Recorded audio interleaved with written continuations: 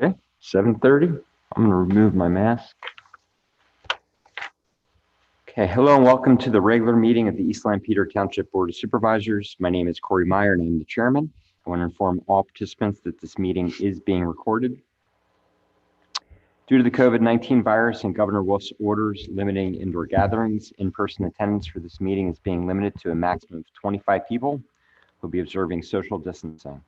Additionally, based upon the order of the Secretary of Health regarding face coverings, all participants in the public meeting room are required to wear a face covering unless they fit into one of the order's exceptions. When speaking, while maintaining social distance, participants may remove their face covering. Therefore, this meeting is being virtually offered utilizing Zoom, which is a cloud-based platform for remote video and audio conferencing.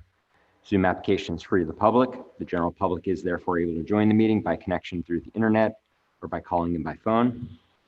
Public is also able to observe the meeting on the Township's YouTube channel. Township is expecting to utilize this vehicle for all future public meetings during and after the COVID-19 crisis. Please continue to check the Township website calendar for any updates related to these public meetings. Agendas for these public meetings will also be available on the Township's website and will be posted on the front of the Township building. The Township will also be recording the meeting and making it available for viewing via the Township website and YouTube channel. While every effort will be made to ensure the live streaming and website are working, East Lampeter Township takes no responsibility for and cannot be held liable for the unavailability of live streaming in part or in full due to technical issues beyond its control.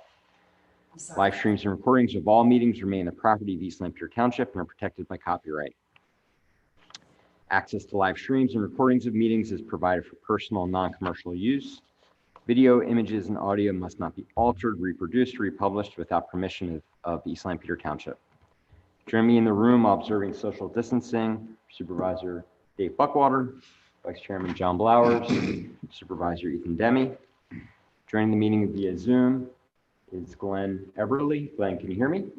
Yes, I can hear you. Can you hear me? Yes, we can hear you just fine. Thanks. Okay, thank you. Great. Also participating to support the board and present in the meeting room is Ralph Hutchison, Township Manager. For those board members joining via Zoom, we've confirmed that Glenn can hear us and we can hear him. It's suggested all participants on Zoom mute their microphone during the meeting until they wish to speak, make a motion or vote. All votes will be taken by roll call so they can be properly recorded. In order to accommodate public comments at this meeting, the Township will be accepting public comments in writing or via email. Instructions for the submission of public comments are available on the Township website. All those providing public comments will be required to provide their name and address in order for their comments to be read into the record. Inappropriate comments will not be read into the record. I want to remind everyone this meeting is being video and audio recorded and will be posted to the Township's YouTube channel for viewing. We'll now proceed with the meeting agenda and I'll call the meeting to order and pledge to the flag. I pledge allegiance to the flag of the United States of America and to the republic for which it stands, one nation, under God, indivisible, with liberty and justice for all. Okay, next on the agenda, we have public comment for non-agenda items only. Any public comment via email on the website? Okay. Anyone here for public comment for non-agenda items?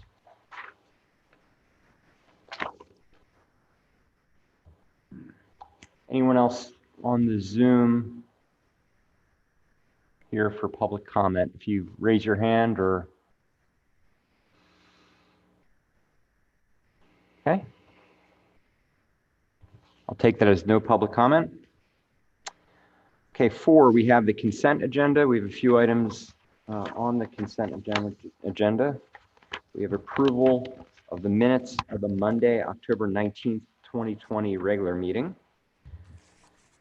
We have approval to pay invoices from all funds. It's a total of $1,220,916.02. A few notable items I want to mention. First is $199,712.37 to the City of Lancaster for third quarter sanitary sewer flow treatment charges. $20,268.36 to LASA for third quarter sanitary sewer flow transmission charges. $44,175 even to Susquehanna Municipal Trust for fourth quarter workers' compensation premiums. $15,718.31 to 10-8 Emergency Vehicle Service to outfit new patrol utility vehicle, light bar, and other accessories. And those are the major items for the invoice to pay all funds. And then lastly, we have a reduction financial security for the CV Middle School project. And I have that right here. Looks like the current account balance is $6.4,050,123.02. The recommended reduction is $699,301.80. Would leave a remaining balance of $5,750,821.22 to be exact. Those are the items for the consent agenda. I have a motion to approve the consent agenda. Make a motion that we approve the consent agenda as presented. Okay, motion was made. Second. John, second by Dave. Any comments from the board? Any comments from the public?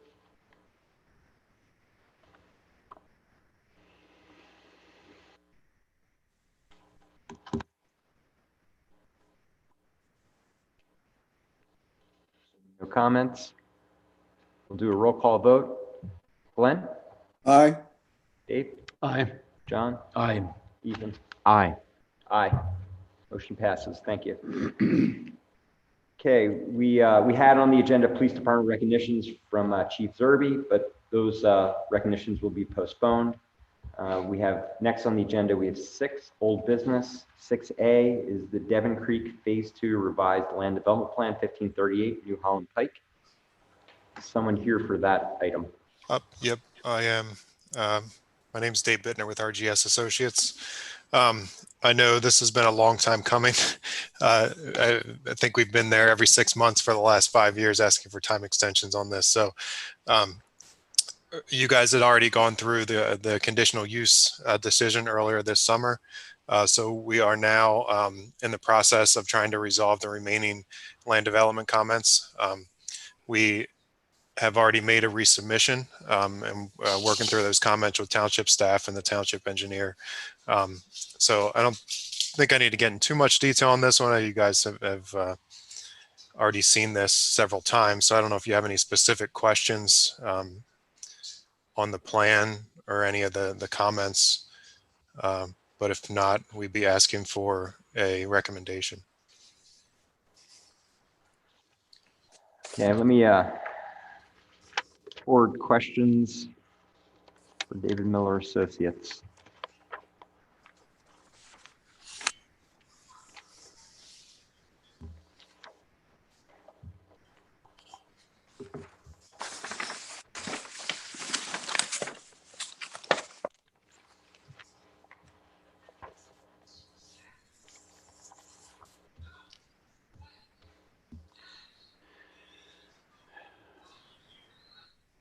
We have a county letter and a David Miller letter. Seeing the county letter, I was looking for the David Miller I think letter. it's probably right under, Okay. it's October 26th is the date. October 16th, rather. Yeah, 16.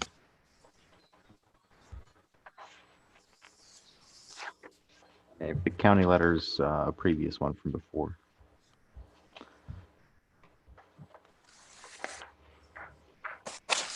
I see the county letter, December 15th, 2015. Might be my fault, huh? I got it. I just found it. I think that was in my 5th pile. Good man. Okay. Okay, so we have a letter from October 16th, 2020 from DMA.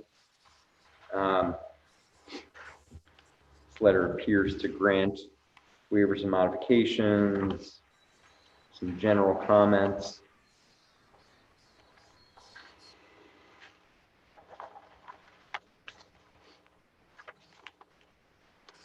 Yeah.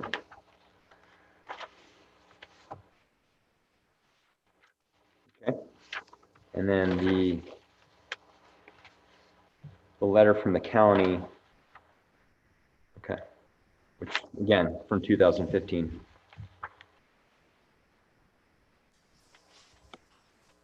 Well, I guess question for Mr. Bittner would be, is there any issue with the engineer's letter that caused any heartburn? No, we've actually gone through it and addressed most of them that we resubmitted on Friday. So it's hopefully get it down to mostly administrative comments. Okay, so if we approve it, conditioned on that letter, no problem. And Yes. as well as the county letter. Correct. There were some issues, I think, brought up by the planning commission regarding our paths, I believe, some barriers, is that right? Well, and also, I believe there's an issue related to the fire hydrant service, the provision of pressure and fire water quantity for use of fire prevention and fire services not being tied to the conditional use we put in place, Dave. And I think that's Yeah. note that I'm seeing here. Yeah, I agree.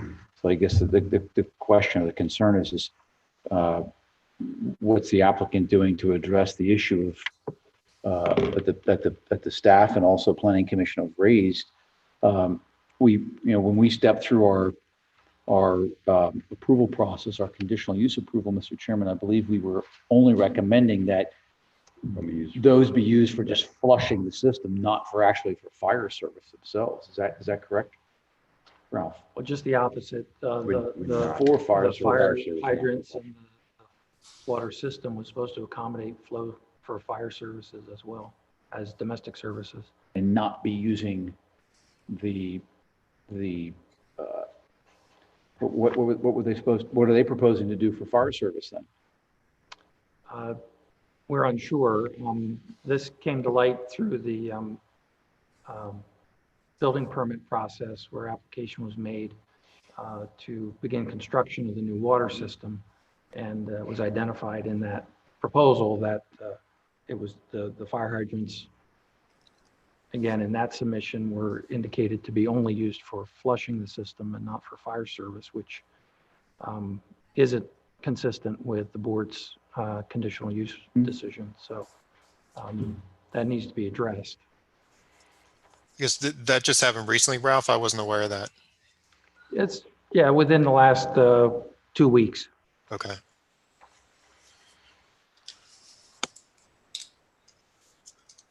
I would think, Mr. Chairman, that we need the applicant to address that with staff, fairly quickly here, so.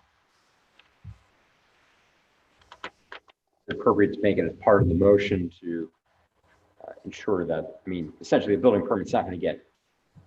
Building permit's not So it's going to be administrative from that issued perspective. without that being Yeah. addressed. Yeah. But, Okay. Surely it's just an FYI at this point. Building permit was denied because of the fire hydrants. Okay. So I don't think it's appropriate to per se put it in the motion. It's just staff and applicant should work together on that. Correct. Okay. Yep. Okay, so we have a DMA letter, we have a county letter, and looks like applicant is working through those issues and is in agreement with the two letters. Okay. The only additional thing I just offer for the board is that, because of the history, the rather long history of this development project, I would suggest you include in your motion the requirement that all prior relevant conditions of approval also be a part of this approval, assuming that you decide to take action to conditional. Okay. Accept a motion on this, Evans Creek.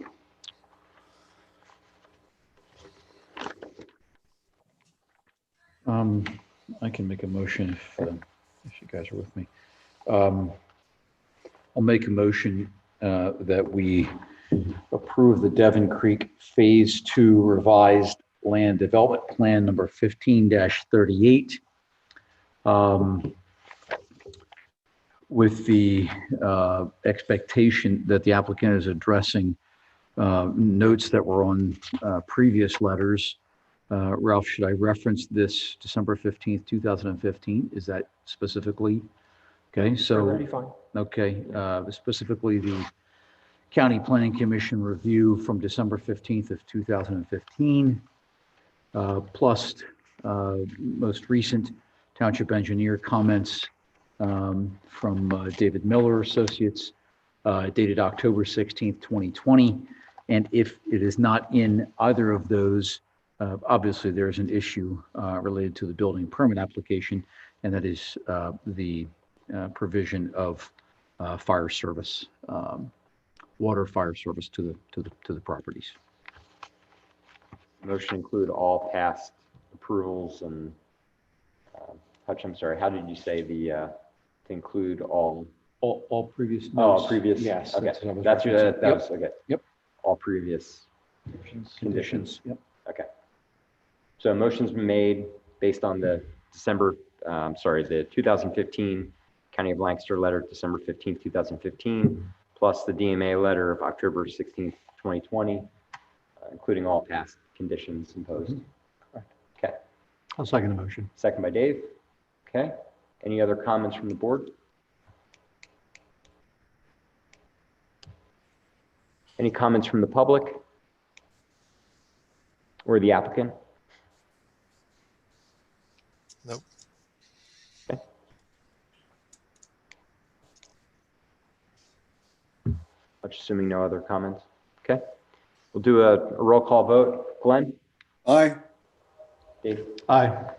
John? Aye. Ethan? Aye. Aye. Okay, motion passes. Thank you. Thank you. Okay, next on the agenda, we have CV Middle School Development Traffic Analysis and Discussion regarding Community Connections. Phyllis. Organized today. You gentlemen are very important because I left my own meeting to come to your meeting. Oh, thanks. If I was Actually, in- I should say thank you for getting me out of the. Yeah, exactly. If I was in here, I'd be watching your meeting. Well, there you go. on I can YouTube, just give you. so. I looked at the agenda. So I just kind of wanted to circle back with you on the CV Middle School plan.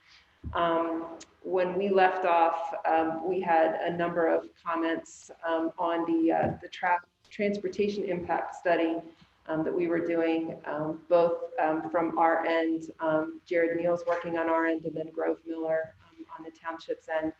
And we sort of got things a little bit out of order. We got our comments back from PennDOT and had addressed them, and then kind of got Grove Miller's comments after that. I'm not sure that that's necessarily troublesome. Most of the items, I mean, there were only, I think, 5 items on Grove Miller's comments, all of which, you know, we've either addressed or seem pretty doable. Except for the one that I know is meaningful to the 5 of you, which is trying to get some sort of pedestrian crossway, 2 places, one across Mount Sydney and the other one across Horseshoe. Mount Sydney is sort of not an issue at this point. Where I'm going to kind of focus my comments is going to be on the Horseshoe one, and just kind of bring you up to speed with where we are, what we found, and then kind of get a feel for you of kind of how we're going to continue to engage through this process. So I'm not going to pretend to be a traffic expert, but my understanding is that PennDOT is most amenable to doing sorts of crossings. They would ultimately love to see it at a traffic light. Well, you all know this area better than I do, and traffic light isn't really close to the property. So, okay, take that off the table. So then sort of the next criteria is, okay, can we get some sort of direct crossing where there's already an interchange where you're not, you know, kind of building something and have to get right of ways and look at people's properties. And obviously that brings us down to Jarvis. Yeah. And if you know that intersection there, probably not the place where you want to put something like that. You may feel a little differently than I do, but I kind of looked at it and went, ooh, I don't think I like that. It's obviously coming across Hathaway, a little bit blind coming across, and then it's not a clean across, it's sort of angular, probably really not great sight lines. And then the other issue with it is, ultimately, from our perspective, if we're going to do a crossing, we want it to be within the school zone, and Jarvis is actually outside of the school zone. So our school zone lights don't even start until you get past that spot. Okay, so then you kind of come down to the high school, and really what's across from us are a couple of individual residential properties and a farm.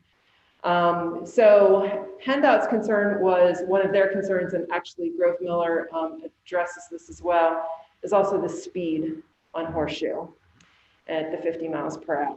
So we sort of are at a point where we're not really sure what we can offer other than to say, if one of those properties that's kind of more directly across from one of our existing openings becomes developed, or we get a spot there where we can do something direct across, I think, you know, I just like you, I can't speak for future boards and future administrations, but our intent is not to not do it. Our intent is to be a good neighbor to the township, but you know, if there's a comfort level with all of you that we can just wait until we get to that spot, or if you have some other ideas that maybe you want to discuss with me, well, you can either discuss it yourself or discuss it with me tonight. Mount Sydney, a little bit of a different issue. So one of the things that we had talked about one of my trips here was kind of coming out the back entrance of what will be the new middle school. Across that Farm Lane Road and then out onto Mount Sydney from there. There again, I think we've expressed in the past, we're not particularly comfortable when you're coming out there with the sight distance either way. Our idea there would be to look at a crossing that would be down, again, closer to the entrance to the middle school, so kind of coming across. So you're going to kind of sort of get to the same group of houses, you're just going to kind of get to them from the other end.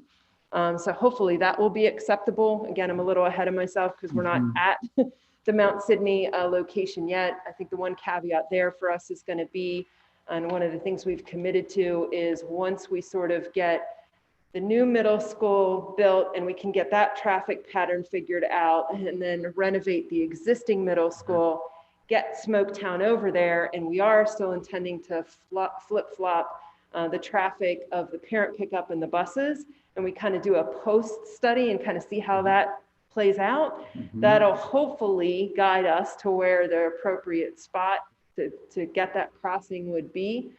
So I think at least, you know, kind of looking in the future, that one's probably going to be a little easier. The place where we sort of got hung up was on the Horseshoe one, and you know, not getting you know, a great answer to be able to do something there. So in the meantime, we had a meeting. Grove Miller was here, Hutch, myself, Mark Karowski from K&W, Rod and Maine, the architects, and we kind of sat down and kind of brainstormed. And I would say we didn't come up with any great ideas for a Horseshoe either, other than to say that, again, it's not something that we're not trying not to do. We're committed to trying to do it. It just, there's not an appropriate place to do it at this point. And if you're comfortable, we'll just kind of put it on the docket that we'll do it when the time permits and the situation permits us to do it in a safe manner that kind of makes everybody at peace about it. So we just enter into some sort of deferral agreement at some point? My recollection is that the development agreement pretty much obligates the school district to doing something Right. for these crossings into the trail system that's being developed. So I think it's covered in that way at this point. Okay. I don't know that you need any additional action right now. Yeah, my issue is I just don't want you to go, well, where is it? Right. And I go, Right. Yeah, thank you for I'm the not putting it in. Yeah, I mean, No, I get it. I'm happy they came in and discussed it. The zoning, so around Jarvis, you know, that's residential, but so Horseshoe Road, you do have a couple residential homes right on Horseshoe. Behind them, is that all, what's that zone? I'm just gonna, Ag. is that all ag? Okay. It's everything north of Willow or. Right, east of where your Willow. shop used to be, yeah. Yeah, and then the other direction is industrial too, I think. The other direction is industrial too. Yeah, so west, Okay. southwest. Is there, Southwest, yeah. is there, I mean, I think we could all probably agree if we stood out there, we'd see kids crossing at Jarvis. I mean, they have all my life. Yeah, I don't know if they cross there or they walk along Horseshoe. Wrong, and sort of yeah. get in Yeah. front of the Walk a little bit complex until it's and safe to then, you know, cross. Jump Yeah. across. Like if I've gone to events at the high school, I've parked in the neighborhood there and walked across so I could get out in time. I think part of when we discussed it last time, the speed of the cars on Horseshoe is probably my biggest concern. Mhm. So it's what can we, so it was one of a pedestrian crossing to nowhere can function as a way to calm the traffic, even if you're doing the plastic barriers and then there's a sort of an island in the middle where your turning lanes are. So widening the road a little bit, the traffic has to go, you don't narrow the lanes, but it's one of, now there's a bunch of visual stuff to slow the cars down as they come in, make it safer for people turning in and out. But I don't expect a whole lot of people to cross there. But having pedestrian crossings is a way to slow the speed of the traffic, because 50 on that road is still a recommendation. Right, right. That's a racetrack. Even when the speed, even when the signs are on and school's letting out, I mean, I hear you. Yeah, so that was more my suggestion is, I mean, getting connections is great. There are going to be, like, people who are going to walk on are going to walk on it regardless of whether there's lines on the road. But if there's ways that we can create sort of physical barriers, even if they're the kind of little islands like we have over at Millstream Road, that create that visual breakup. I'd have to look at the plans because PennDOT does have us changing what that entryway is going to look like. It is going to be widened, but I don't know that there's anything for that necessarily there. They were more concerned about turn lanes. We are going to go down, if you go down towards the tennis courts, Grove Miller had made a comment about a change down there. So we are going to make a change down at that entrance as well. And frankly, we're actually trying not to encourage folks to go across there. We have a bus that goes down Jarvis that can pick kids up because we want to get them to school safely. And, maybe I'm not there at the right time, but I don't see a lot of kids coming across there. I mean, I think we see more traffic on Mount Sydney coming, into the middle school. And then high schoolers just tend to be drivers as opposed to walkers anyway. Right, So, right. a couple of different issues there. But I'm with you that the speed on that road, and we can probably talk So if all we day could about use- what may bring Yeah, the right. speed down, but the speed on that road is what really concerns us. You need to make it so that people feel safer going slower. Is there Which means any you need way that obstructions. in this process, we can petition PennDOT to change the speed limit on Horseshoe? We can petition them to change the speed limit anytime that you want. Yeah, The But problem you're is- won't slow the cars They do a down. traffic study and they Correct. show that 75% of the cars are doing 60 and more. Yes. Could it go up? Could that be unintended consequence? I don't think on Could- that, I mean, on that 50 type of 50, road, 50, I think is the the highest. max. Yeah. But, I mean, their study's gonna come back, 75% of people are going faster than 50. Yeah, speed limits don't change. Yeah, I'm Yeah, not sure look for how other we get traffic a calms. favorable analysis Yeah. out there that would lower the speed. Right. Then you come back to the issue of, do you put in some sort of visual Right, that right. creates a traffic calming mechanism of some sort, Right. that allows for it? We all know. Or maybe when you do your turning lanes and redo those, is there a way to break it up a little bit? Because if you just make it wider and put paint on the ground, people are gonna go faster. Yeah. And I So, mean, we'll just follow the recommendation there. I just wanted to be transparent and come and say, yeah. look, We we tried appreciate to that. do this thing, but it just, and again, the commitment is that if we get into an opportunity where there's some development, one of those, the farm gets sold, then maybe, I've seen this happen, they want to put some houses and we've got some cleaner path across, then I think it absolutely, that's something that makes sense. We're going to have this nice walking path through the campus to kind of get people into it and off of it. Seems appropriate, so. Okay. Thank you. Thanks Okay, for coming. thanks. Any Yep, no questions for- problem. Yep. Thank you. Anytime. Any questions from the public for Phyllis, since you're here?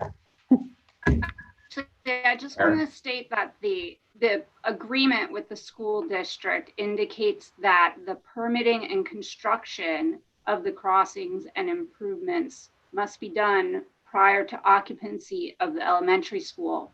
And that was intended for when Smoketown moves to the existing middle school. Okay. So at some point. So if that's not the case moving forward, at that point in time, we may need to revisit the developer's agreement. And I don't know how you see that happening if you want to, have us do the post study first and then we can take a look. I don't know, Tara, if that works, and then come back, but either way, we can. Yeah, Tara, thoughts on that? So the post-study is required, and it could be looked at as part of the post-study, but the post-study was intended to be after the elementary school took occupancy of the existing middle school. Okay. So we would need to tweak the language still. Yeah. Okay. There we go. Okay, You can discuss it and decide. absolutely. We'll be in touch. Thanks, Phyllis. Thank you. Thanks again. Okay, so C, we have request for letter of support for Walnut Street Extension Bridge over Millcross Road. I know, Tony, I think you're here. I am. Can you hear me? Hey, Tony, how are you? Very good. How are you?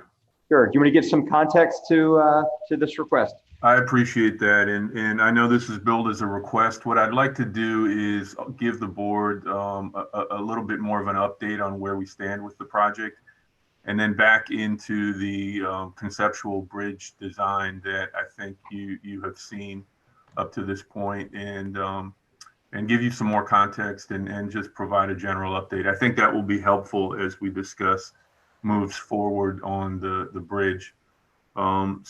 With that, if I can, I'm gonna call on a few folks from TPD who are on the call, and as well from RTU. Dave Miller is on the call from RTU.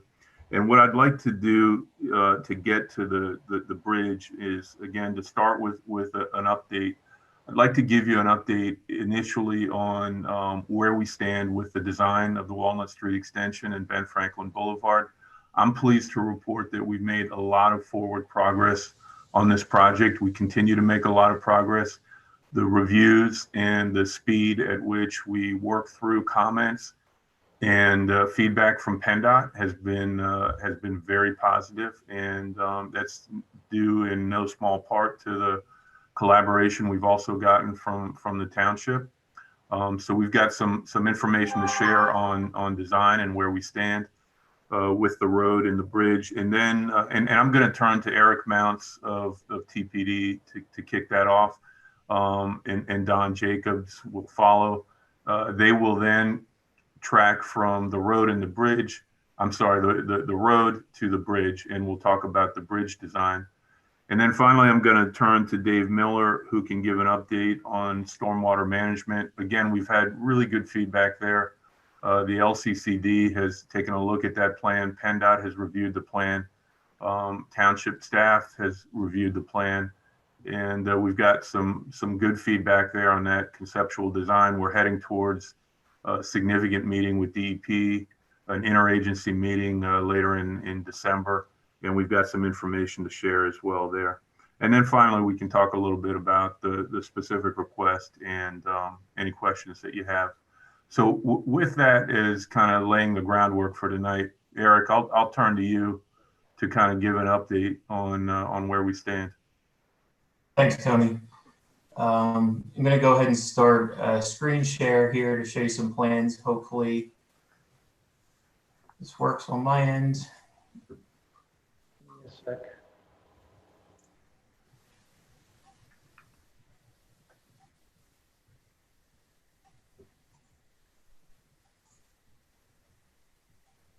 Okay, you should be all right now.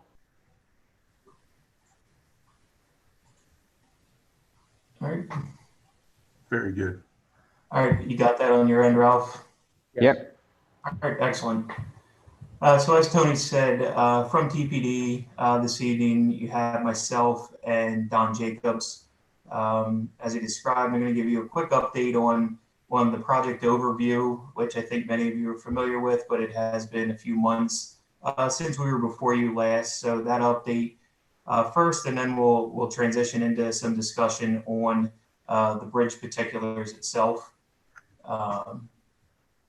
As you're aware, the concept plan here before you, project design involves an extension of Walnut Street from its interchange with Route 30 northeastward into East Lampeter Township for a distance of approximately 5,000 feet, up to and including a roundabout at its northern terminus.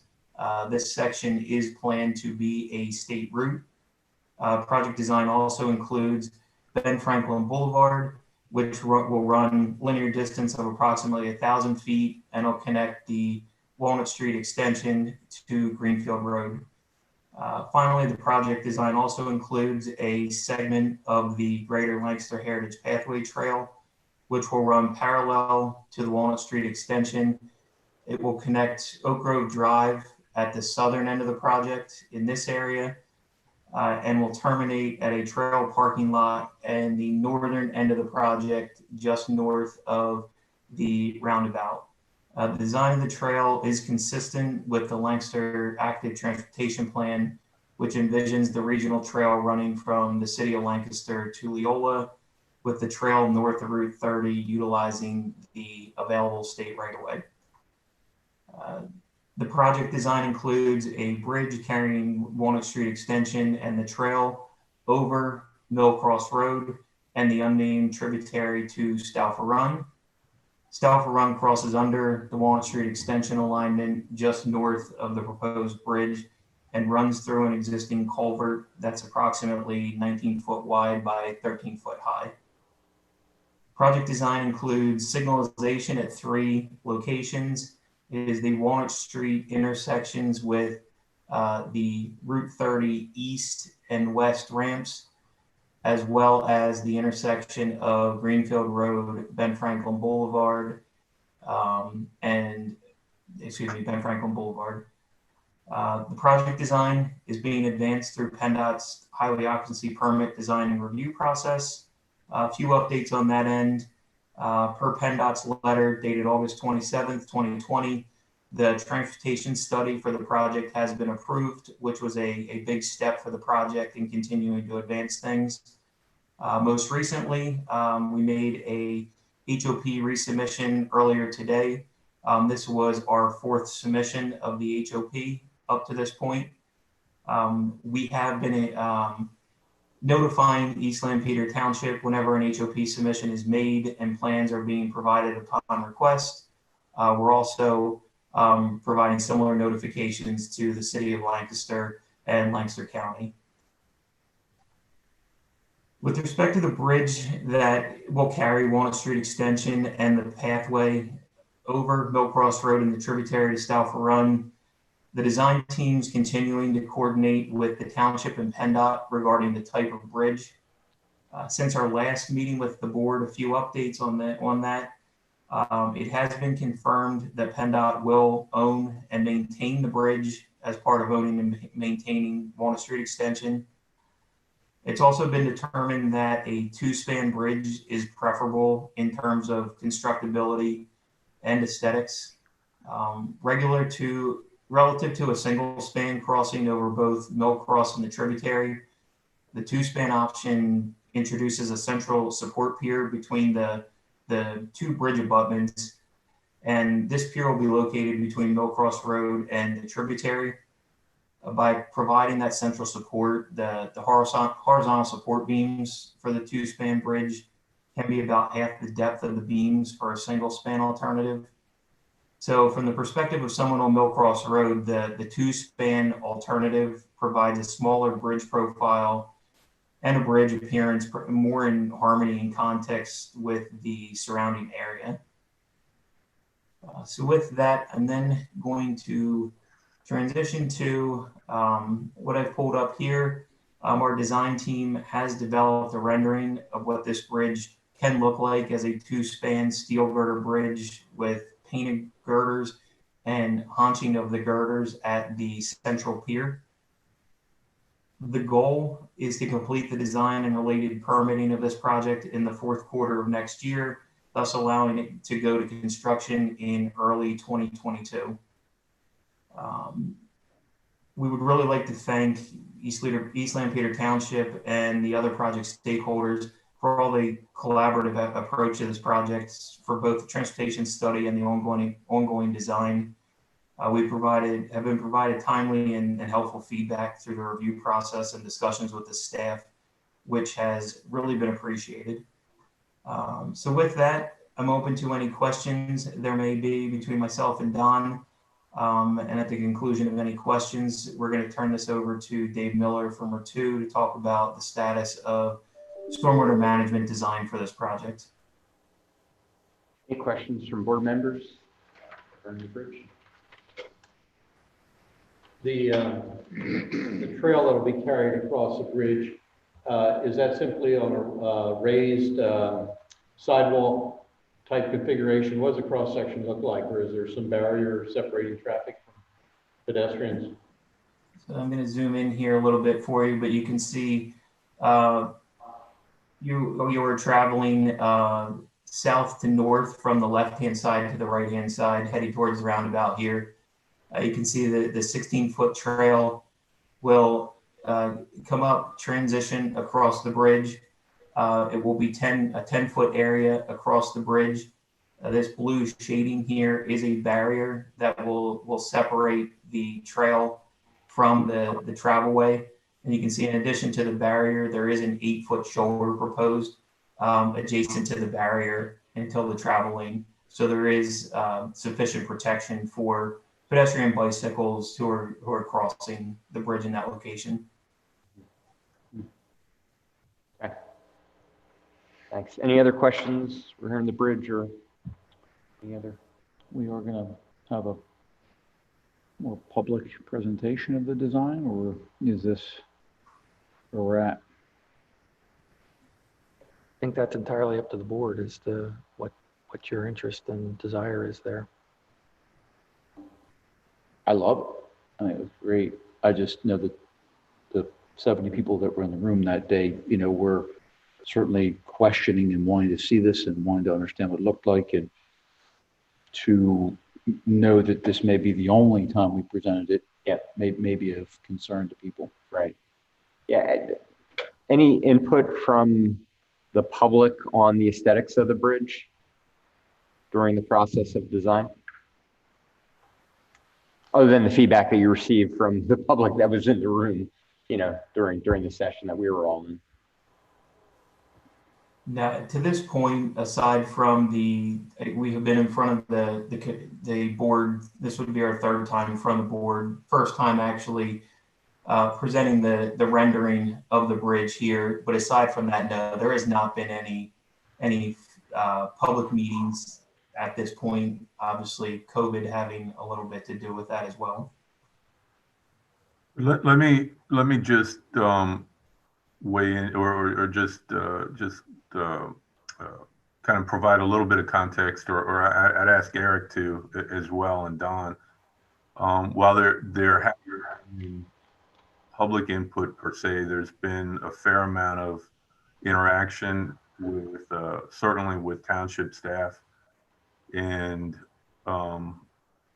also beyond that, there has been a pretty extensive study in terms of alternatives for the bridge. And it really boiled down to looking at and narrowing down 2 to 3 alternatives. And Eric, if I'm misspeaking, please weigh in. But in terms of the actual materials that will support this bridge superstructure, and typically, left to their devices, PennDOT is often going to do a concrete beam, just kind of a narrow concrete beam here, as opposed to this steel girder supported bridge where we have the ability to do that haunching effect.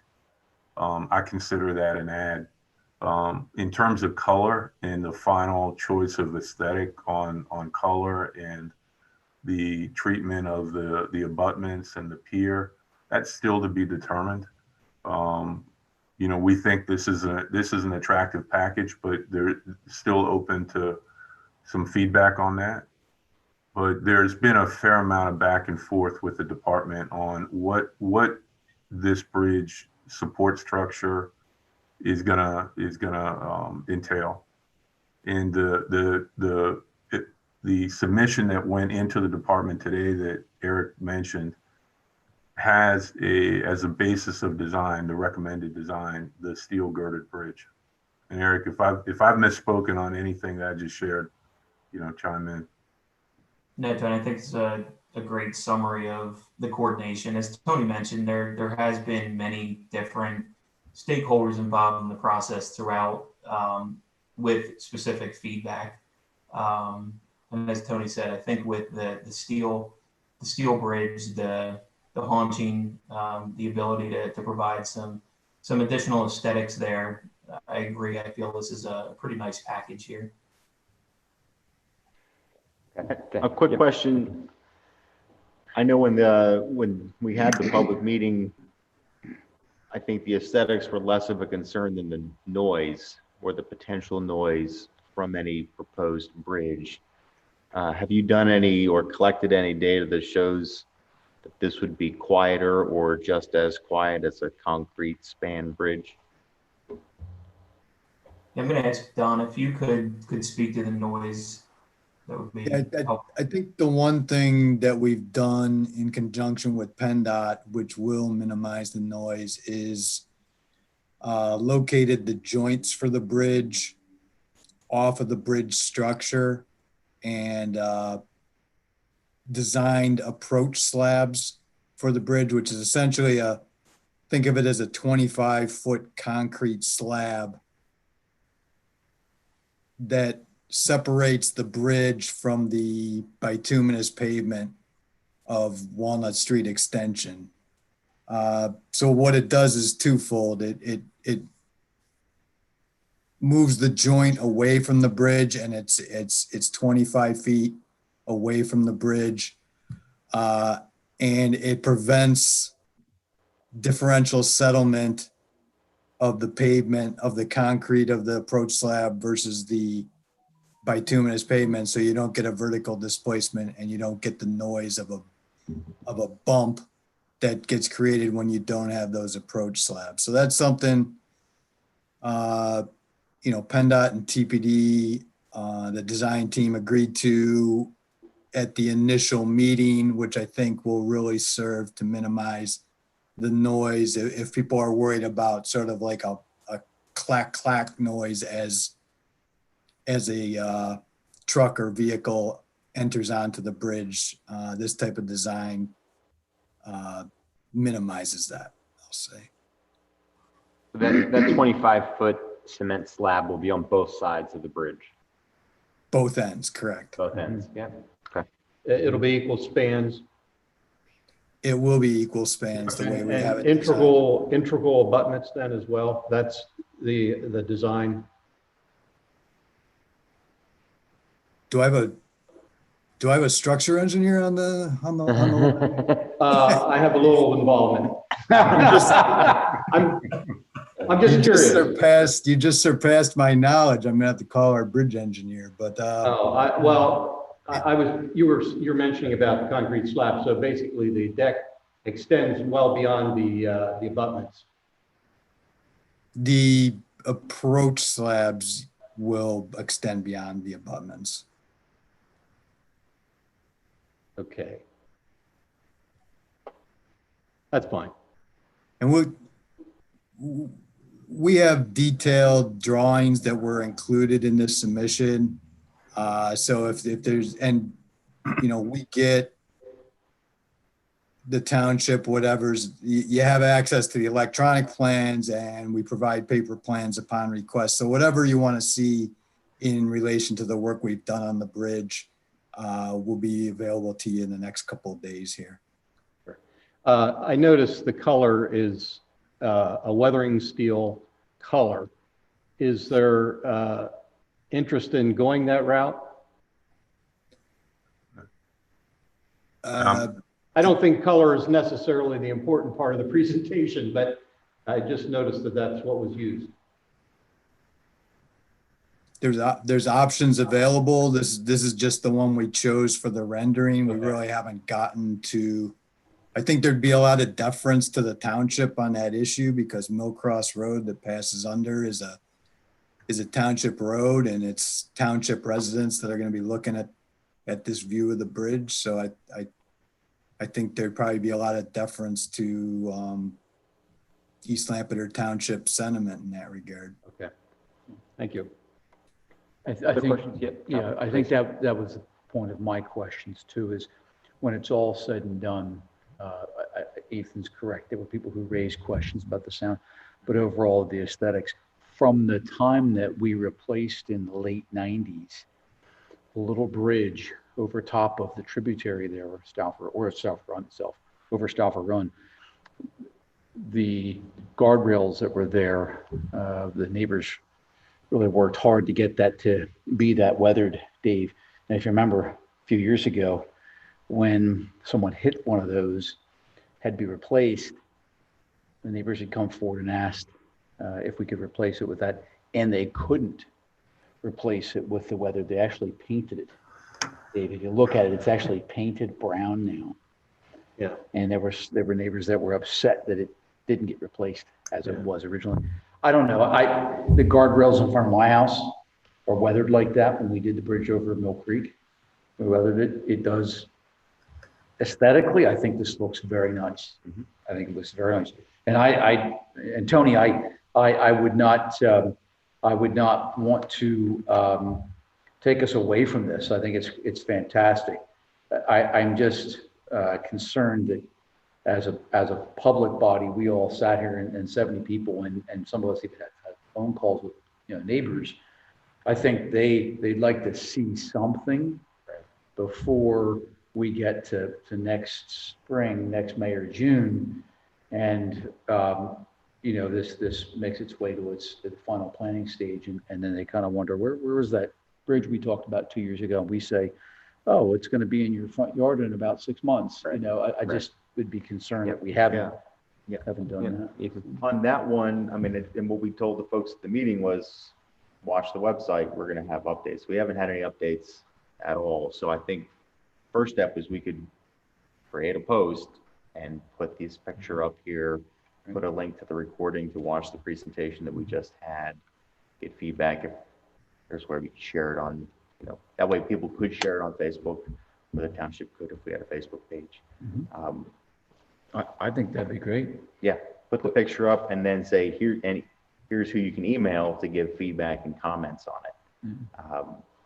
But I think providing an update on our website would be a definite next step but as far as a recommendation to do this versus a concrete span, I think clearly this is much better. I like this one. Yeah, I agree with all the comments. I mean, clearly the aesthetics of this bridge, top notch. It's going to look beautiful.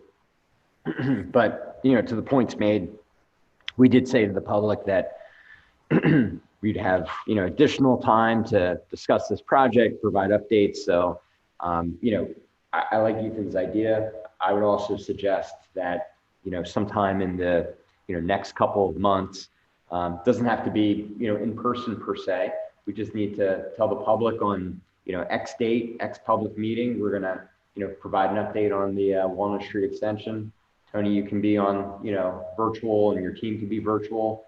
Sure. All the neighbors can be virtual as well. We can only have 25 people in here, and just provide a, half-hour update. And I think that would do the trick. Very good. Yeah, I think some of the features of this bridge that aren't apparent on this picture are your form liner work that you're planning or proposing, for the folks to know what that looks like as well. The treatments on the abutments and the pier and the parapet really makes it attractive. Oh, that's great. And those are shown, I don't know if Eric can zoom in, but we have a representation of those on this rendering. Yeah. I'm glad to hear you're pleased with what you're seeing. We certainly want to continue in this vein, and we're pleased with it as well. So I'm very glad to hear the feedback. That's fantastic. That's fantastic. Yeah, it looks great. Great. Yeah, I just everything about it, Tony. Honestly, I wouldn't criticize anything. I think it's just fantastic. Tremendous. Okay. Any other comments from high-end team, Tony and team? Would it help to give you a brief update on stormwater? We're prepared to do that. If not, Sure, that'd be great. Yeah, love to hear it. All right, I'm going to turn to Dave Miller then, All right, thank you. who I think will share the screen as well. I will share a screen.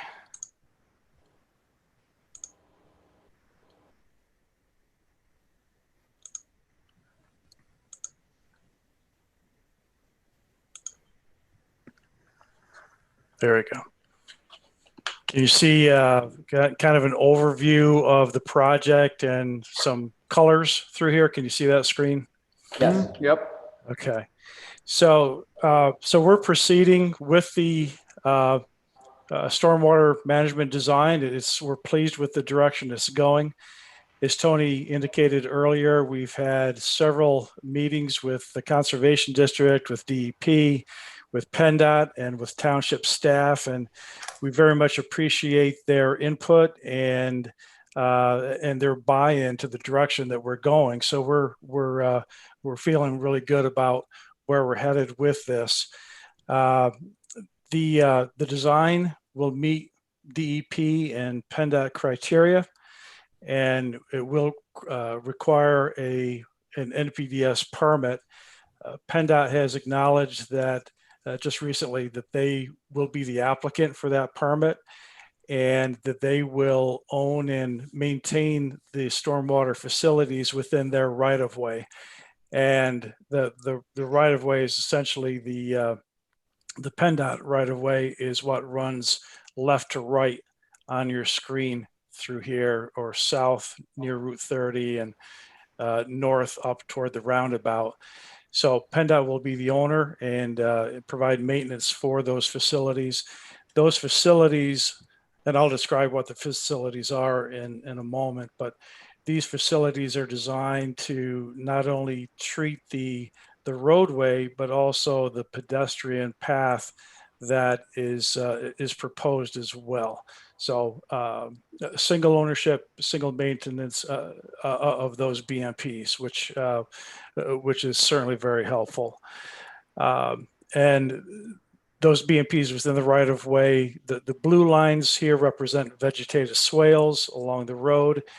They will provide not only conveyance, but also water quality, volume reduction, rate control, and PennDOT is very much in favor of that type of facility. Those the swales will be supplementally handled through the stormwater will be supplementally treated through various smaller above ground detention basins that you see in green through here. These are conceptual. We're working through calculations to finalize. But between the combination of vegetative swales and stormwater basins, we'll be managing stormwater as required for the permit. As you look to the north here at the roundabout, you'll see some orange here. At the conceptual level, we were thinking those may be rain gardens for interest sake, for educational sake. That's still under review as we get through the design. The Ben Franklin Boulevard is a township road, and so this will have a separate stormwater management system. We anticipate it being fairly conventional with storm sewer within the roadway.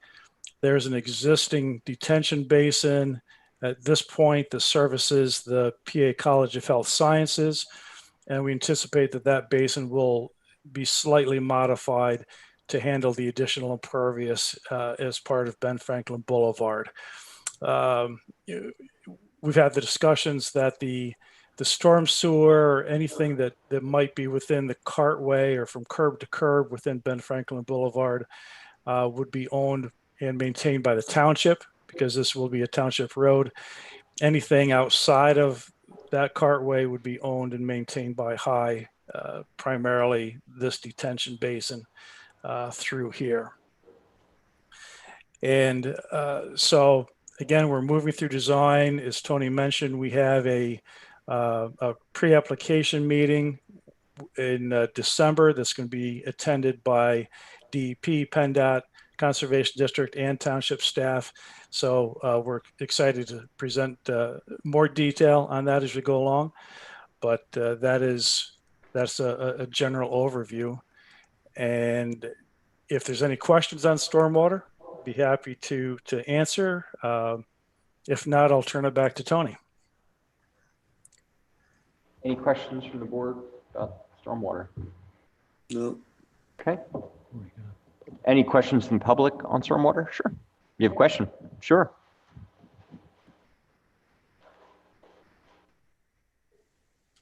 Different, is this related to this project? It's relates to stormwater. Oh, okay. We'll get to that. This is still about the high. We'll make sure to get back to you. Sorry, Dave.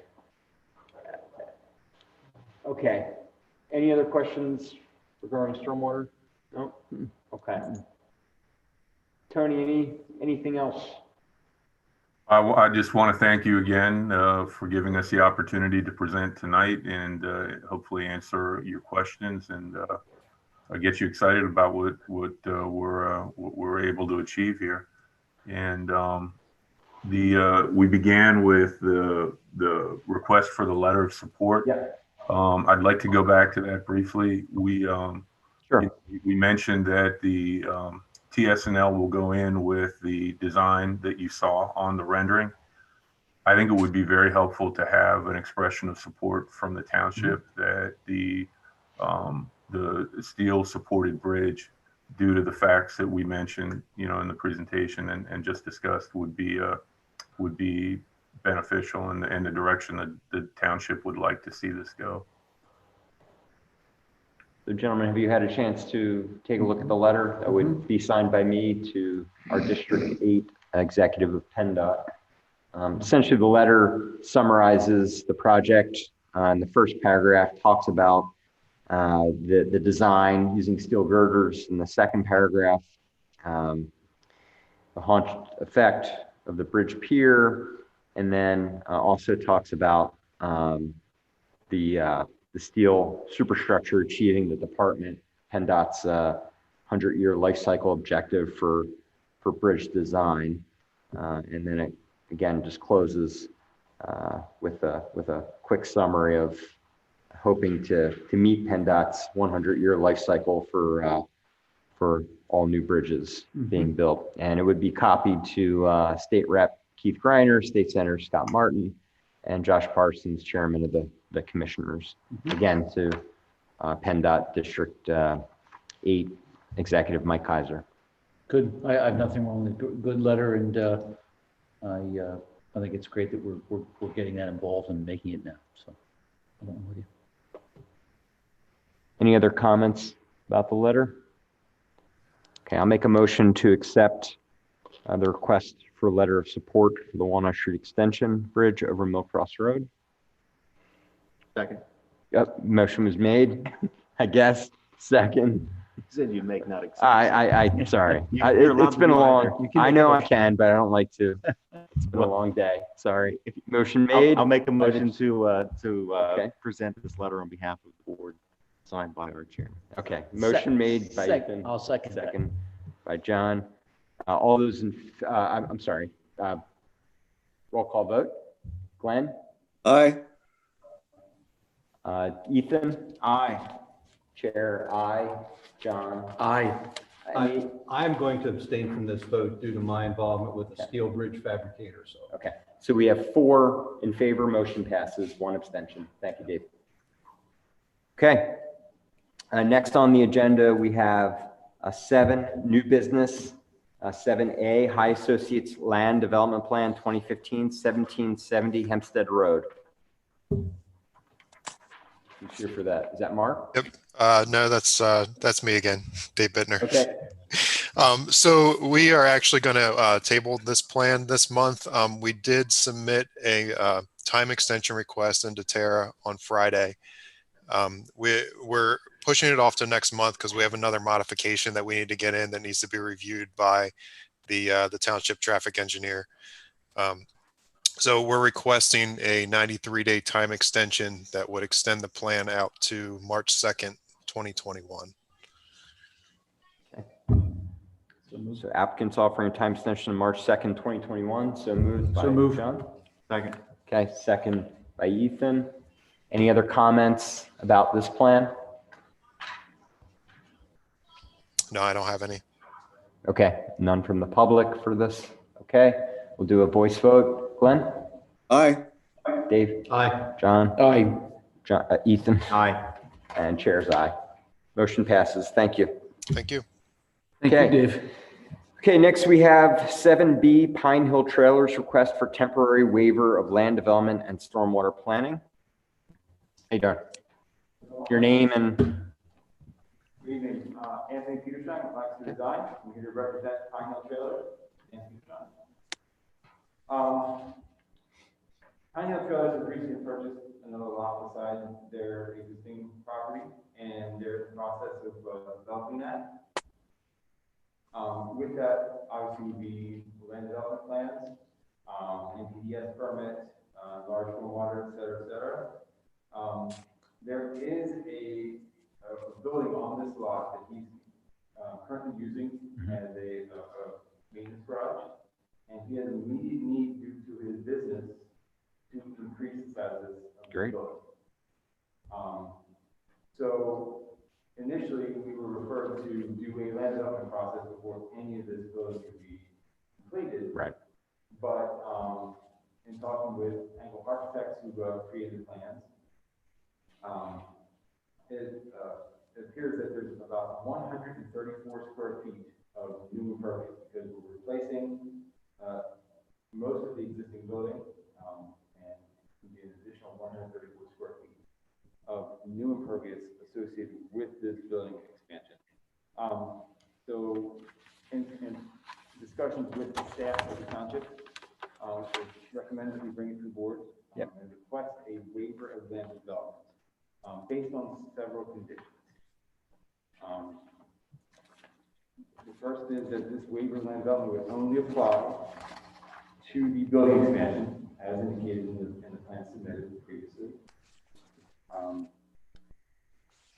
Second condition will be that this is a temporary waiver of land development and is only going to apply for 18 months from the approval date. During that time period, we anticipate to get a final land development package together and present it to the board here, or the various boards that are required for the process. And this new land development plan will incorporate this 134 square feet of new impervious that we're asking a waiver for in the moment. As part of this condition, we're offering that if at the end of the 18-month period, the waiver of land development has not been approved, we would work with the board to either remove the 134 square feet of building or remove 134 square feet of existing impervious on the lot to equivocate that out. That's the reason we're asking for this. Been in discussion with staff, Tara at the township, and extend my presentation. If you have any questions, sure. I think it's pretty straightforward. Any questions from the board? No, I think we're pleased that our neighbors are doing well and their business is doing well. Yeah. Any comments from staff, Tara or Hutch? No, I couldn't hear all of it, so I hope that it was in there that most of this is covered by the 2018 stormwater. Yeah, I saw that in the. Okay. I saw. Well, I saw it in the planning review. It was the 2018 stormwater management plan. Yep. Right. So there is only 140 square feet of new impervious that is not covered. If the board moves forward with conditional approval, if it's not to remove the building, should the land development plan not move forward, it should be removal of an equal square footage of impervious cover plus 20% to meet our stormwater ordinance. Sure. So removal of, I know you said 134, she said 140, something right around that range, plus 20%? That's correct, in order to meet the intent of the stormwater ordinance. Okay. Yeah, Tara, if we condition any approval on the letter that you prepared, that is covered in that document. So in the letter that I prepared, it says removal of the building. Okay, Should the land development not move forward. so it's not removal of the building, it's frankly removal of the impervious, finding 134, 140 plus 20%. If Not that's the way you all decide to move forward, yes. Yeah, They can take that building. Hutch, he's got a comment. Yeah, the challenging part of that is the addition of the building is what triggers land development requirements. So Right. you really have to complete land Yeah, development in sure. order to cover the building expansion. Yeah. Yeah. Uh, I think we have, at 18 months, within 18 months, we have to have the plan come forward and Go work through the process. Yeah, work through the process, yeah. Just move forward with our conversation with civil engineers Mhm. and trying to determine the best route forward, and then commit and start moving forward. Okay, great. So it's a request for temporary waiver of land development. And based on the 18 months that's in the letter, I'll let someone else make the motion. I'm not even going to try to do it. I'll watch you guys. Struggle with this one, huh? We'll make sure everyone understands it. So whoever wants to try to make the motion will. I'll make an attempt at it. I'll make a motion that we approve the temporary waiver of land development and stormwater planning for the Pine Hill Trailers business. Conditioned on the letter prepared by staff dated November the 10th, 2020, and also the requirement to be a removal of 140 square foot plus of impervious plus 140 plus 20% of impervious area as part of it. And I guess the understanding is that within 18 months, then we'll have a full land development plan. So be my motion. Okay. Pretty good. Second. You captured Okay. it. Motion was made and second. Just one point of clarification. I think, Tara, you mentioned that the 1110 letter talks about having to remove the building. I realize that a land development plan would have to come in 18 months. If a land development plan did not come in within 18 months, is it removing the building or is it? The way my letter is written, it's removing the addition, yes. Okay. Well, my motion was. Excluding that part. Well, my motion was the requirement was to remove 140 plus 20%. Right, of impervious. And I was thinking that was In place in of. lieu in lieu of of. removing the building. Okay. Now, that was my understanding. Okay. Is that Okay. okay with the board? Yeah, I just want to confirm that understanding. Hutch is looking at me like something might not be right. Well, again, the addition of the square footage of the building Is a land is development. what triggers the land development Right. requirement. So if the applicant fails to get through the land development requirements, they'd be in violation of the subdivision land development ordinance, and we'd have to pursue that. Right. So Dave's, So stormwater would be satisfied by Absolutely. removing the additional square 140 footage plus 20%. from wherever. Understood. But the land development issue would not be addressed until there's a plan. Okay, my Okay. motion addresses the stormwater, Yeah. not Yeah. the building. yeah. Okay. I'm sorry. Yeah. Okay. Now we're clear. Yes. So clear as mud. if we don't get land development, then we're talking about dealing Yeah. with a building that. It would be a violation of. Correct. Yeah. Of the land Is that- development, Land development. building land development. Okay. Okay. Okay. So in 18 months, hopefully land development plan will be completed and you're talking to civil engineers already. Okay. Very Motion's been made and second. I think we have full clarity. We're not making any other changes, I believe. Any other comments from the board? Any comments from the public for this motion?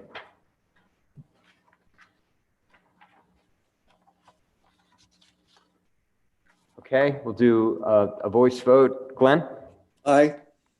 Okay, Dave? Aye. John? Aye. Ethan? Aye. Aye, motion passes. Thank you. Thanks, Mr. Peterson. Thank you. Thank you guys. so much. Thank you. Yeah, good luck to the business. Great job. Great to hear, like, I think Dave or John said, great to see businesses growing in the township. Keep building trailers. Okay, yeah, Before we go on. yeah, sure. Should we address this? Yeah. I think she had a Yeah. question about stormwater. Ma'am, I'm sorry. Probably should have been under public. You're up next on the agenda. If you just want to state your name, and we're happy to listen. You may. If you just can talk into the microphone so they can hear you. Yep. Just, if you just speak up to it. We'll fix that. Yeah. You're gonna fix that down for you. There you go. Perfect. There you go. If you can just Thank you. state your name and your address. Okay, my name is Alice Weaver. I live on 2576 Old Philadelphia Pike. And I have issues with the fee of the stormwater fee. I have talked to Ralph Hodgkinson, the financier, Kevin Hostetler, supervisor, and Charles Hayes. And I tried to ask them to the fee which I received for my property was outrageous. And especially because we are in a pandemic where thousands of people have lost their job, children need to be fed, and it is just a very sad and trying time. We are in, not only in the United States, but around the world. And due to that, as you can tell, I didn't grow up here, I grew up over there. And it reminded me of Second World War, how we survived in Europe. When I grew up in Switzerland, I was lucky that I grew up in Switzerland.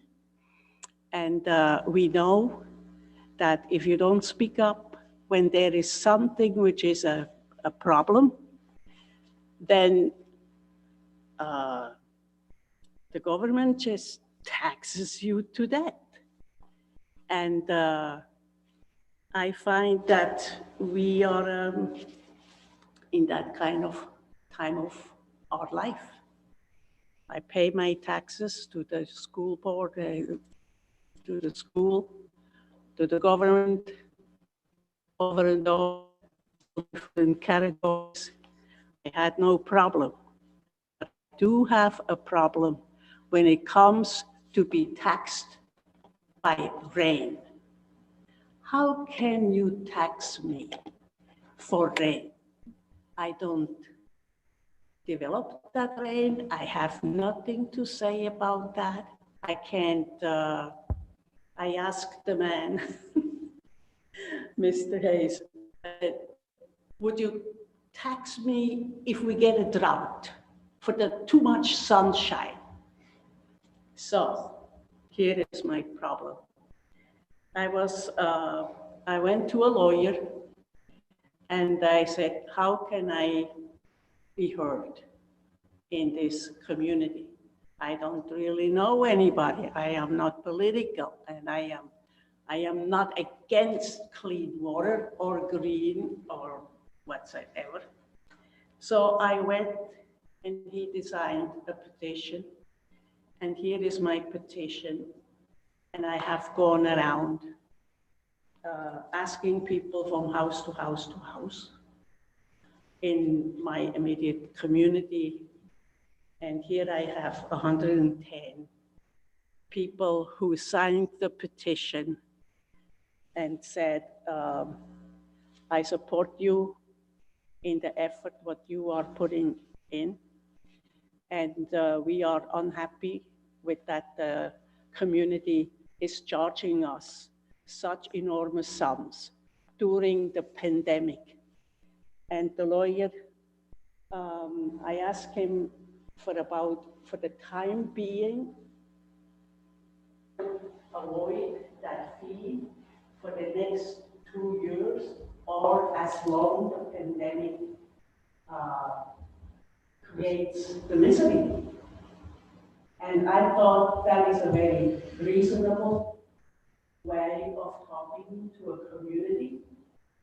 And we know that as a community, if you charge me all these fees, I usually support the fire department, which is volunteer. I am very much for that. I also support the ambulance.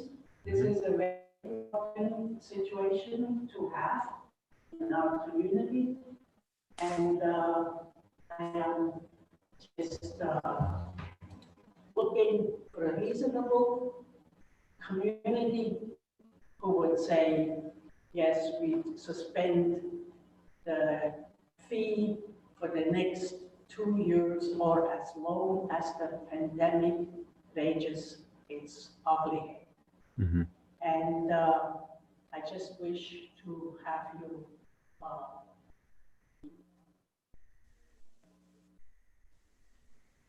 Sure. who wants You it? take it. Good, Ralph. Yeah. Don't throw it Yeah. away. We know. It'll definitely be put into the record. Mrs. Weaver, thanks for your comments. Did anyone have a chance to explain the fee to you? I see you have some newsletters there and such.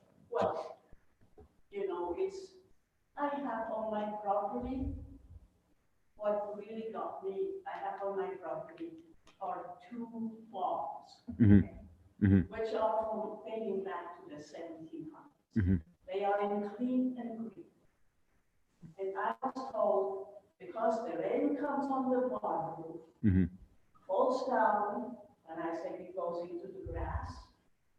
And he said, beside there is also a cornfield, which I had this year. And Mr. Which one? Told me, yeah, but I could tell you about the gullies which are in the cornfield from the rain, which falls from your barn roof. And I grew up on a farm, okay? I know these things. And I just thought it was just ridiculous. Mm-hmm.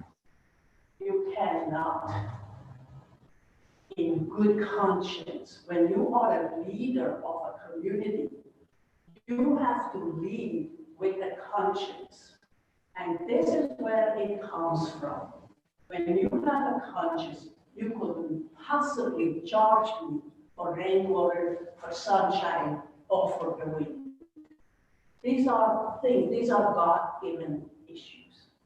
And I told him, sir, I think we should be very glad that we live in Pennsylvania, where we get plenty of rain, and we should be thankful for that rain.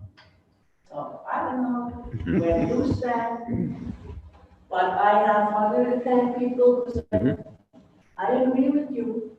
Mm-hmm. It is a good thought, and I would like you to act upon that. Okay. Thank you. Thank you, Ms. Weaver. And Ms. Weaver, I've gotten similar questions, and I would say, so I'll give you my response. I told my neighbor 2 days ago when he called me, which is, I agree with you. The problem is, and I've asked our state representatives and our state senators, so the state government has given us an obligation to pay for stormwater infrastructure, and they didn't give us any money to do it. So they said, you have to do the work, and you have to then come up with how you're going to pay for it.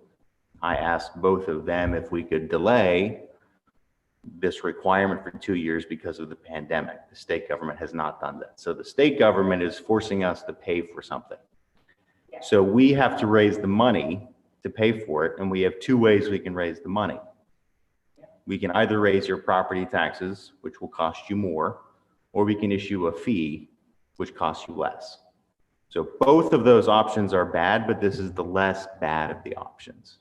But I was told, maybe they didn't tell me the correct thing, but I was told that is for Chesapeake Bay. Correct. Yeah. Correct. So the Department of Federal. Environmental Chesapeake Bay Protection, can go on for 2 years. I agree with you, but the state of Pennsylvania has to make that determination. We can't delay. We are not allowed to delay. Otherwise, the state government will fine us more and we'll have to raise your taxes even more. However, I also heard Could you speak in the mic, please? He Can you just can't move, hear can you just you. move to the One of our microphone? members of our board is Yeah. on there. oh, That's perfect. That's, there you go, Yeah. just like that. okay. I also know that William Baker, I heard him on the telephone, on the radio. He was interviewed, and in the background was somebody and said to William Baker, yes, but we are in the pandemic. And William Baker said, that's his words, not mine. He said, I don't give a damn in what time we are in. We in Pennsylvania, we love our beer and our blue crab. And I thought that was terribly insulting. Mhm. And he said he is going to take the EPA to court, suing them.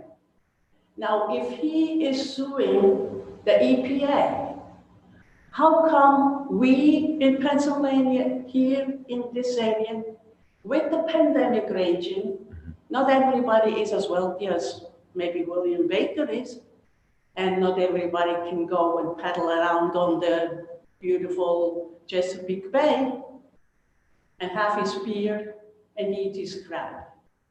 I mean, this is just really insulting. And I think we just have to say to people like that, bis hierher und nicht weiter. That is so far and not further, because it's insulting. Mhm. And so that's my, Thank I you. can say that to the state. I agree. Yeah, I mean, I agree with everything Ethan said. I could, I will do whatever has to be done. Yeah. Call your state I would senator. like to speak to Mr. Wolf. Yes, call Mr. Wolf and tell him to I take it think easy you on should- I us. think you should take your interest and your concern to the state government. You should talk to our state representatives, Keith Greiner. You should talk to our state senator, Scott Martin, and you should tell them both that same thing. I don't know that any of us here have. I don't want to looked pay the at- fee. I I don't want don't to think pay any the of us fee. looked at this issue for the past almost 10 years that I've been talking about it, that was coming on, that we realized, I don't think any of us here want to do this. I think we all recognize that this is an issue that has a great deal of uncertainty to its effect and the actual costs. I think the costs are exorbitant, and I think I question the relevancy of the costs to what we're trying to solve here. I think Mr. Demi hit it, spot on. It's probably the worst of the two options we have, and they don't get any better. We're in a position where if we don't do anything, the state is going to fine us, and then all the taxpayers are going to get hurt by that as well. If you can get me a way of getting to meet with the head of the state, I will do so. I have been spoken. Do you want to continue? Please talk into the mic. You're in the mic. so he can There hear you it. go. He can hear it. Thank you. If you can get me to Harrisburg and talk to the governor, I gladly do that, I think for the legislature. because I'm not afraid Well, of no. anybody. I survived Second World War. Here I am, Yeah. 82 years old. Do they Thank you. use the term in Switzerland, preaching to the choir? Because that's what you're doing. You understand?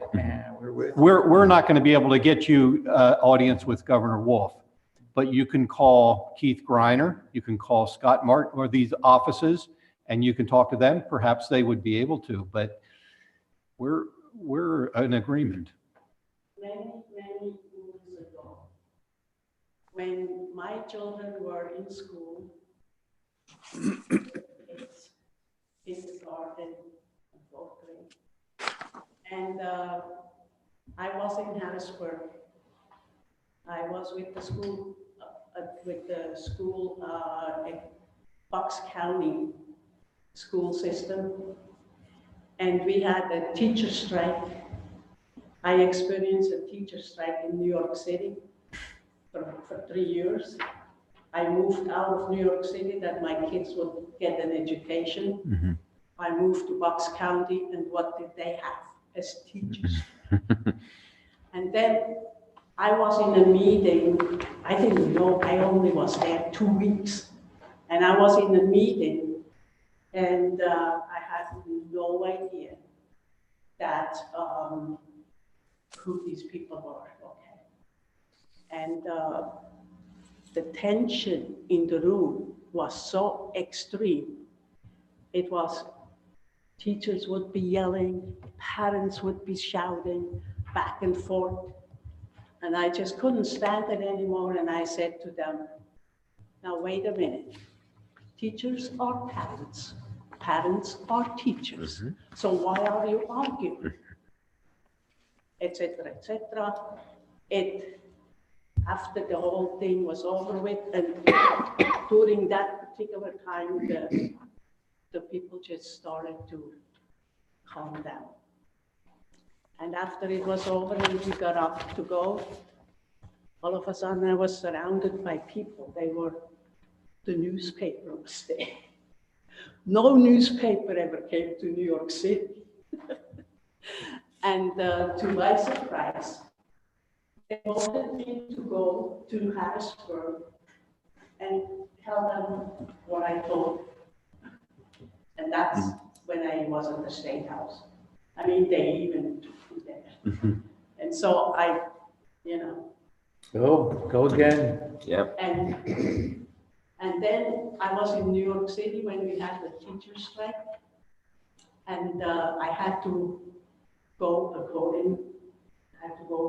the school board. I didn't know a single person there at the school board. And we had a big meeting, and it was attended by all the principals of the New York City school, high schools and middle schools and elementary schools. I was a PTA person at that particular time. And we were on the second floor. And the school board was down there, And they were saying their wonderful things. And they shouted down the principals from the high schools. And these were people who, they have to manage millions of dollars. And the kids don't get a proper education. And I was just insulted when they would not let the principals of a high school and for our school, which was a big elementary school, they wouldn't let them talk. Because We're letting you talk. We have an agenda. We got to keep moving. I don't know what the next steps are for you. We're responding to. Give me the numbers.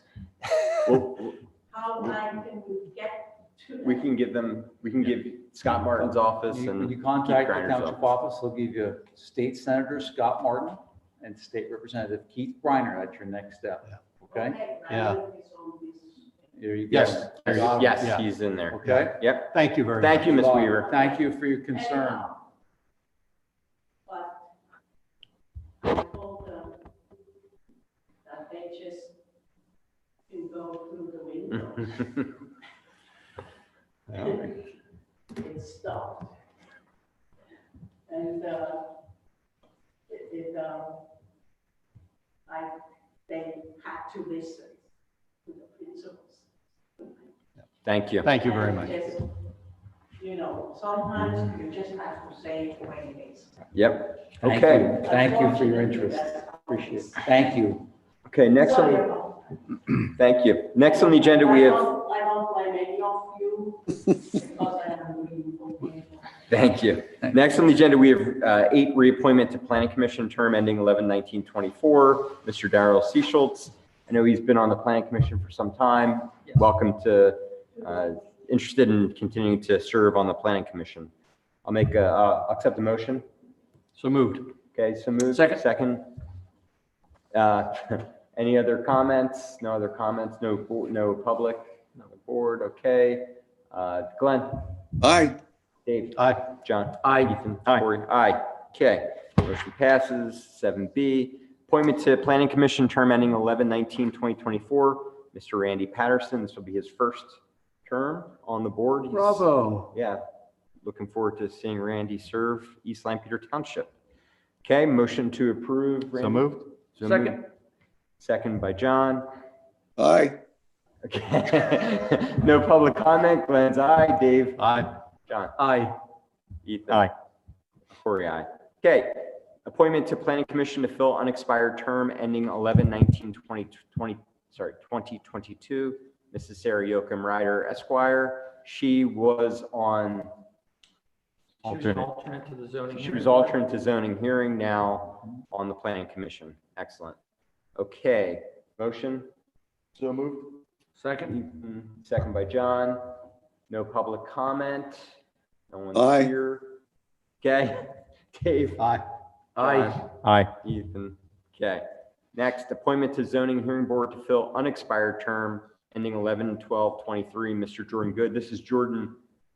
This is Jordan and Mr. Weaver sort of Switching. switching spots. Got it. Okay. So Jordan's been an alternate in the past. Good for him. Motion to approve that appointment. So moved. So moved by Second. Ethan. John second. Glenn. Aye. Dave. Aye. Aye. Aye. There's no public available. I probably should ask public, but we'll let that one go through. Appointment to zoning hearing board alternate to fill an expired term. Again, this is Mr. Lester Weaver. So moved. Okay. Ethan, so moved. Second. Second by Dave. Any other comments from the public? Okay. No comments from public. No comments from the board. Glenn. Aye. Aye. Aye. John. Aye. Ethan. Aye. Okay. Motion passes for Lester Weaver. Resolution regarding grant funding application for police body worn cameras. Hutch. We're working with several other municipalities to submit grant applications to pay for part of the cost of acquiring body-worn cameras for the police departments. And this resolution is a part of that grant package submission. So we'd ask you to consider adoption. Okay. Any questions for Hutch? Okay. I move we adopt the resolution regarding grant application for body worn cameras. Motion by Dave. Second. Second by Ethan. Any public comment? Okay, Glenn? Aye. Dave? Aye. John? Aye. Ethan? Aye. Aye. Motion passes. Okay. LCAT's executive board election. This is a process that normally would be handled at the Yep. annual convention of the county township supervisors. That's not being held this year because of the pandemic. So they've circulated this election of officers form. The names of those who are nominated are listed there for the various offices. Of course, there can be write-ins or other names submitted as part of the vote as well. So it's up to the board to determine. Make a motion to cast our one vote for the names submitted. Okay. Motion is made to cast our one vote for the names submitted on the form. Second. Second by John. Any public comment? Any comment from the board first? No public comment? No public comment. Ethan, or sorry, Glenn. Aye. Aye. Dave, John. Aye. Ethan. Aye. Aye. Motion passes. H, authorization to advertise 2021 draft budget for public inspection. You've all seen the budget. We need a 20-day minimum public inspection period before the board can take action to adopt the budget for the coming year. Goal is to have the budget adopted on the December 21st, 2020 meeting, about 5 weeks away. You received an updated summary document in our packet, I think online as well. Motion to authorize the advertising. We can second have any comment if there is. Make a motion to advertise the 2021 draft budget as presented for public inspection. Motion was made by Ethan, A second. second by Dave. Any comment from the board about what you've seen in the draft budget? Okay, any comments from public? Okay, Glenn. Aye. Aye. Don. Aye. Ethan. Aye. Aye. Okay. Motion is approved to advertise. Managers report, MS4.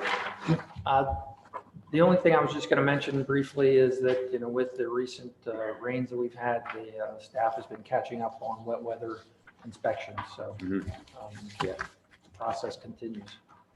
Okay. Great. Any other comments from Hutch? No. Tara? No? Any comments from Tara? Thank you. Okay. Any other comments from the board members? Yeah, I think since Dave has so much knowledge about steel, maybe he should start looking for a company that can make those beams for that new bridge. I'm sorry, Glenn. I had my mask on. I couldn't hear you. Okay. I agree, Glenn. Motion to adjourn. Motion to adjourn from Ethan. Second. Second by John. Aye. Well, hold on. Any public comment? Okay, Glenn. Aye. Aye. Okay. Aye. Aye. Aye. Okay. Motion, meeting's adjourned.